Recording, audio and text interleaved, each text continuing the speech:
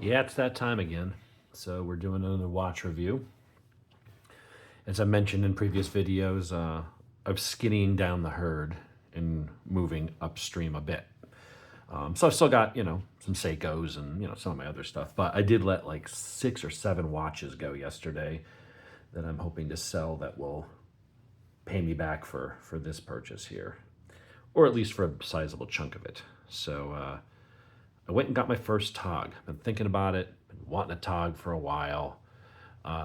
Just haven't found the right one. I'm like, do I want to get the Pro 300 GMT? And I may actually go get that, but I'm going to wait until I go on a cruise this winter. And I'm down in the islands where I can go and get them not just at a good price, but also duty-free, sales tax-free. Because when you're spending $4,000 or $5,000 on a watch, that tax adds up. It's a few $100s. So. And it's a nice memento to remind you of the trip and stuff like that. So I save the really big purchases, for when you're on vacation. And year after, we're going to go to Mediterranean on a cruise, go to Italy and stuff like that.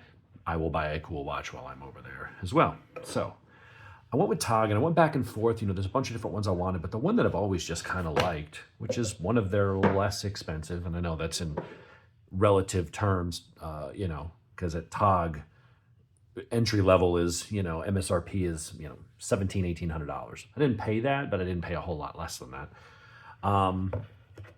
Hence why I got to get rid of so many watches to pay for this thing. But what is it? Well, it comes in a nice box. We got our little QR code. They registered it for me over at Jared. Get your manual and all that stuff. I went, with the Formula. Went with the Formula 1. Went with Quartz. Went with just a plain date dial, not a...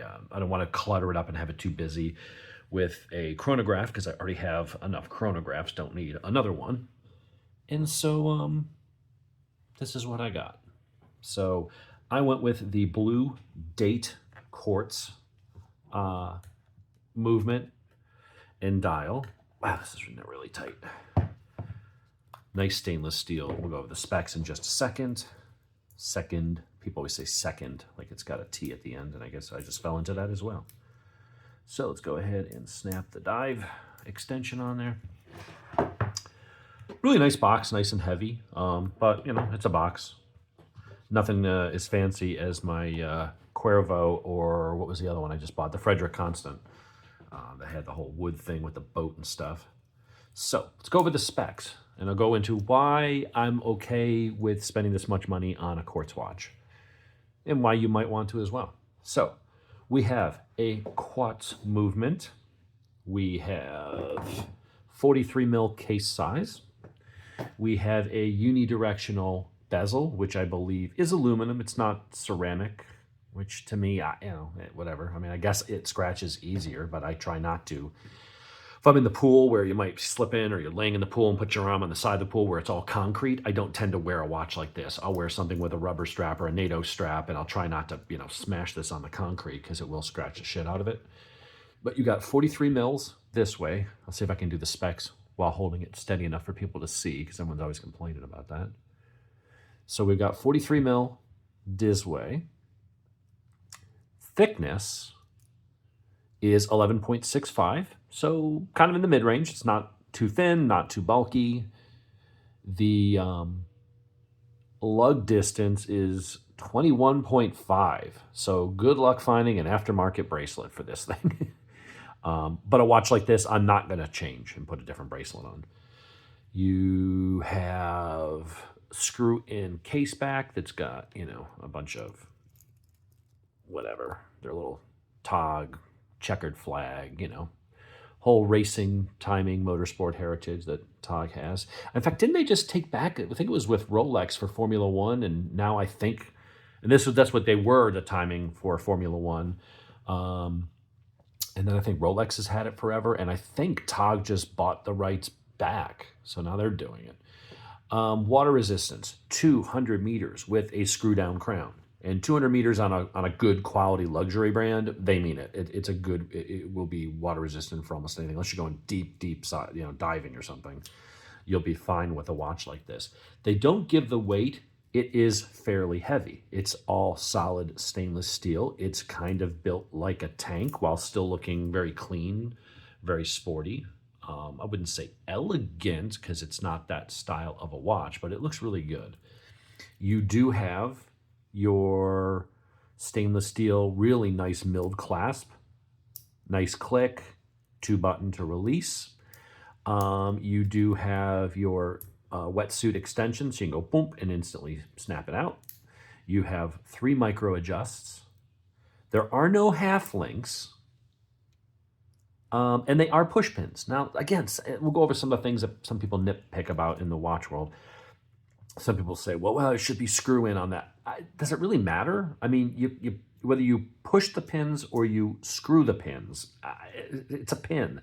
You pull the pin out, you remove the links or add links as needed, and you push the pin back. Whether you're tapping the pin in or you're screwing it in, to me, it doesn't matter. If anything, I think the screw-on pins might be more likely to work themselves out over time if you don't put Loctite on them. Whereas the push pins, I've never seen one. I mean, they're in there. You got to kind of hammer them in. So they're in there, held in by friction. So, I don't know. Some people worry about that stuff. Some people think, well, you should have this and should have that. Which brings me to the next point that, yeah, it's a Quartz watch that, retails for $1,800. That's a lot for Quartz. And that's why I kind of agonized, well, not agonized, but I really had to think about, did I want to get this watch? But here's the thing. I know it's kind of like if you're a car enthusiast, the gatekeeper for that is you've got to have a manual. Man, manual is life. Manual life. It's you're not a real car guy if you don't drive a 1970s manual. And I just don't subscribe to that. I think you drive what you want. If that's a EV, if you want a Tesla S Plaid that destroys almost every gas car on the road, but it has no soul, it's a microwave. I don't care. As long as it meets your needs as far as range and you live in an area where you can get it charged and every morning it's charged up because you charge it at home and range is never a problem. It's a car. This is a watch. The things that click inside, people will say, well, but that's the guts, that's the heart of it. That's this and that. Yeah, but you know what? Automatics are more expensive. They're more complicated. They're not as accurate. They're not as robust. And you got to have them serviced every few years. And it costs you $300-something to get the damn thing serviced properly. And if you do that and you have a watch for 25 years and you've had to get it serviced 3 or 4 times in that period, you may have, the cost of servicing the watch may have exceeded the cost of buying the watch, right? And, if you're talking about a $30,000 Rolex, it's probably not the case. And there your service might be $1,400 or something, but they figure, well, if you have Rolex money, then you can afford that. I'm just kind of like, if I have to keep dumping money into something to keep it running, and there's another option of the same watch with the same dials, with the same construction, the same quality, all that's different is the piece inside that makes the hands go and move. But they can drop $800 off the price and you never have to service it. You just throw a battery in it every 3 years and call it a day. You can do that yourself at home in 5 minutes if you got the 2 little tools to pop the back off. It's like, why would I go for automatic? I actually prefer Quartz. Now, my favorite is solar Quartz. You don't have to do the battery, all right? But I'm fine with Quartz even on a quote-unquote luxury watch. My Longines, my Hydro Conquest and Conquest, really nice watches. But instead of $800 and $1,100, they would be, 50% more just to have the automatic. And then you got to start throwing in the inaccuracy and the cost over time. And I'm like, but it's the same watch. The dial's the same. It's not like, the Quartz one is a $10 Casio. No, it's a Tog. It's a Longines. It's a whatever. It's a Hamilton. And I have automatics. I have 7 of them currently. Probably going to get another one, but that's mainly because the watches that I want to own sometimes only come in that, because we just equate it to luxury. Here's another example of where I think this whole thing about automatic and manual transmissions just gets blown out of proportion and taken into the wrong direction. They mentioned this on Top Gear one time, and it really made me think, and I researched it, and it was actually accurate. Everybody thinks, well, you got to have sumptuous leather seats on your car. That's luxury. Cloth is cheap. Cloth is entry level. If you're going to get luxury, you got to get leather. That's not true. And we apply this to furniture and couches and other things as well. That's not true. I don't remember how it got to be considered posh, maybe because it was more expensive.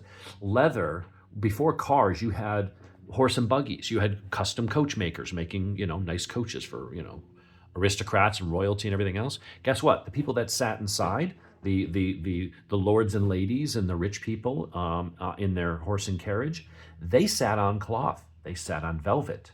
The leather was for the poor schmuck who had to drive the thing that was sitting out in the weather, in the rain, in the snow, and they needed something that would hold up better to the elements. The guy that you paid pennies a day, the lower class citizen who drove you around, he's who got the leather. The rich people and the aristocrats and the prince and everybody else were inside on posh, very comfortable textile materials, cloth, velvet, things like that. Somehow we twisted that around to say, the guy who was scum up front getting rained on all day, and that's why he had a leather bench to sit on, somehow that's the posh one. And it's just not. As a material, leather gets scuffed up. It's not as comfortable. It can be cold. You sweat on it. It's just, So I kind of look at it the same way, but in the car world, got to get leather seats. That's what's considered. You buy it. I don't think you can find a Mercedes or any kind of luxury brand that doesn't have leather seats standard. It's just a weird thing that what we equate to leather, or what we equate to success or luxury. And automatics are some of that. Now, I appreciate automatics. I love the heritage. I love the mechanicalness of them. The history is great.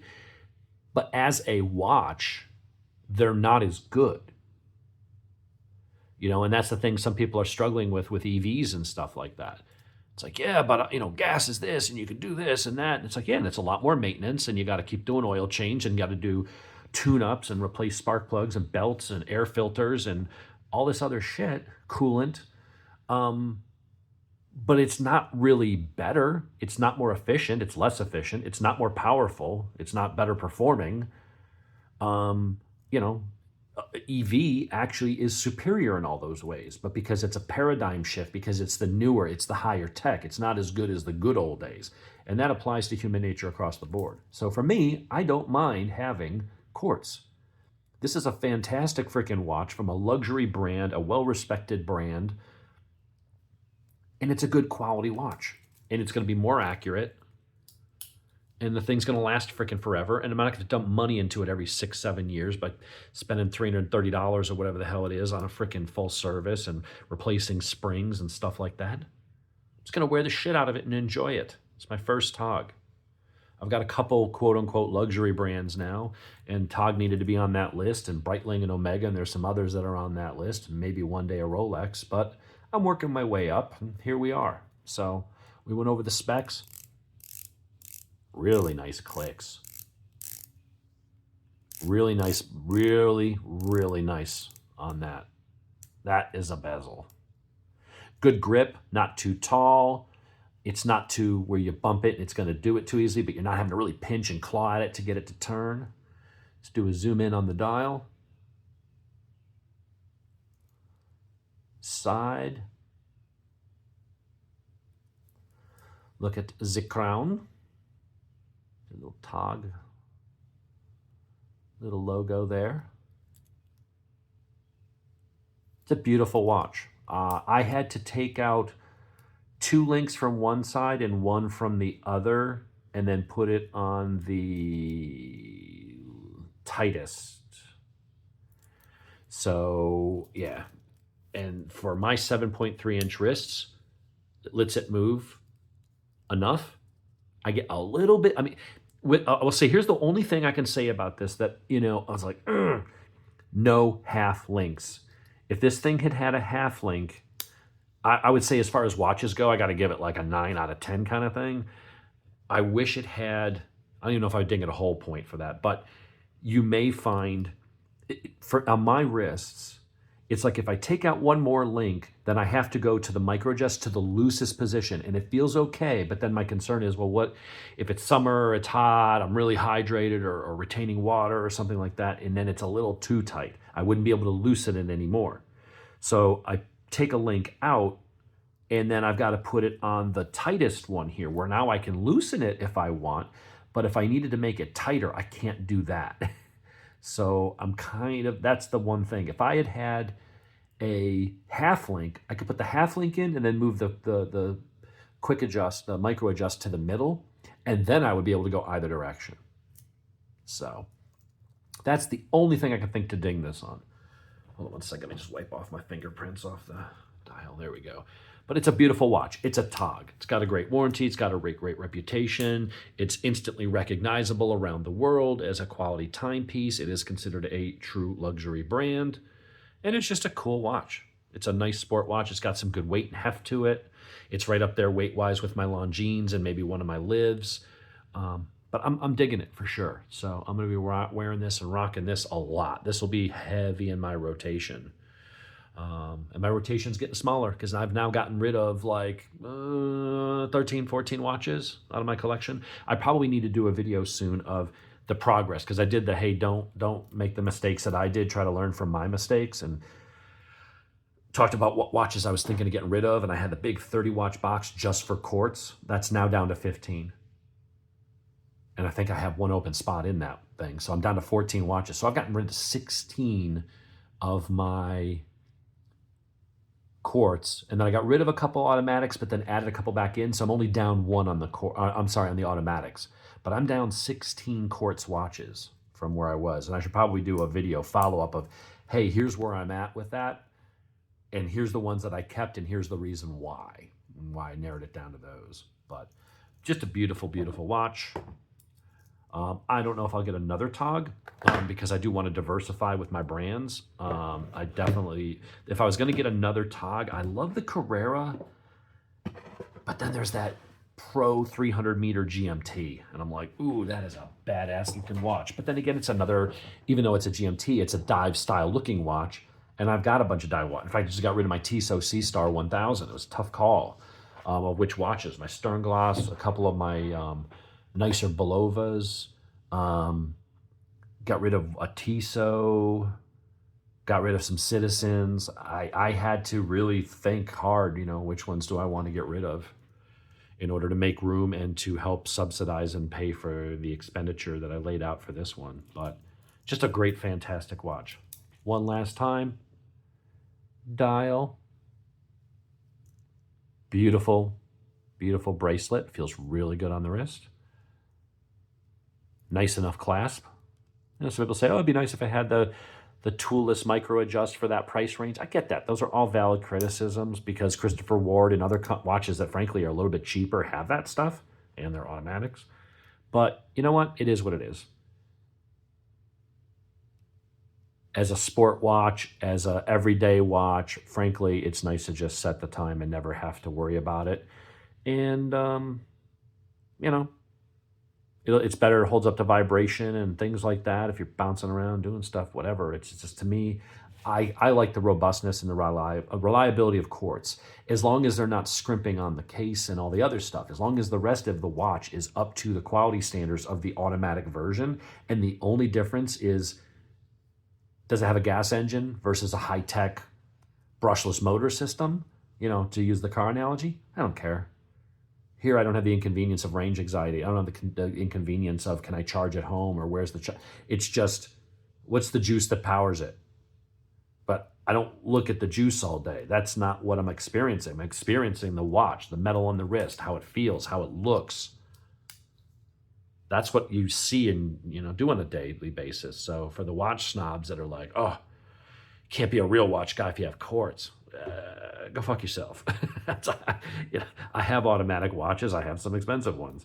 Like I said, I've got now probably 12 grand in my automatic watch collection, and there's only 7 of them. So I have some of that stuff. But to me, at the end of the day, if a lot of those watches had come in a Quartz version for half the price, but it's the same watch other than that movement, I would have opted for the Quartz. I like being able to just grab it and go. I like not having to worry about maintenance, or it doesn't keep as good a time. I never have to go in and correct my Quartz watches. After months, they're all within a minute of each other. But if I didn't touch the automatics for 6 months, just left them on the winders, they'd be 5-8 minutes off. And I'd be going in, and some of the watches are off a minute in a week. And I have to go in there and adjust it. And that's only in a week. If it sits there for a couple of weeks, all of a sudden you're like, why is that one 5 minutes fast or slow? And you're like, and that's a new watch. It's just the nature of them.